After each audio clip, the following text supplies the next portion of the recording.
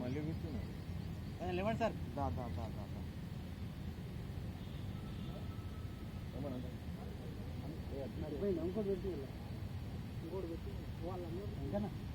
తెలంగాణ మన వీరులకు, తెలంగాణ మన వీరులకు, తెలంగాణ మన వీరులకు, తెలంగాణ మన వీరులకు. జై సూర్యమ్మ, జై సూర్యమ్మ, జై సూర్యమ్మ, జై రేవంత్ అన్న. తెలంగాణ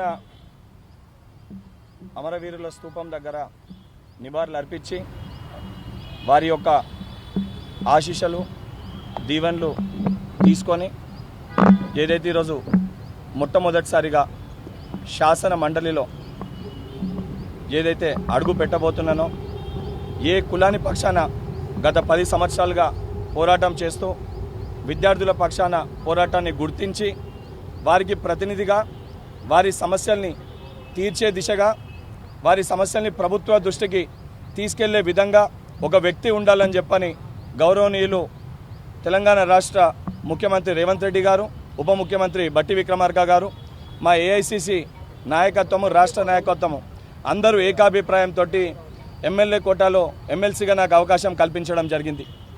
ఏదైతే గత 10 సంవత్సరాలు ఏదైతే నా కులాని పక్షాన, నా యువ కులాని పక్షాన ఏ విధంగా వాళ్ళకి అండదండగా నిల్చున్నానో, తప్పనిసరిగా నా వైపు, తప్పనిసరిగా యువ కులాని వైపు, విద్యార్థుల వైపే బల్మూరి వెంకట్ ఉంటాడు.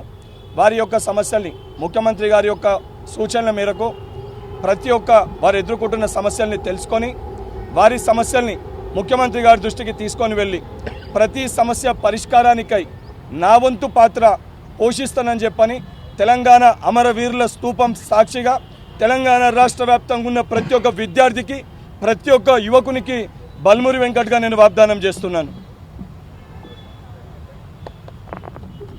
తెలంగాణ అమర వీరులకు, అమర వీరులకు, students power, students power, students power, విద్యార్థి అమర వీరులకు.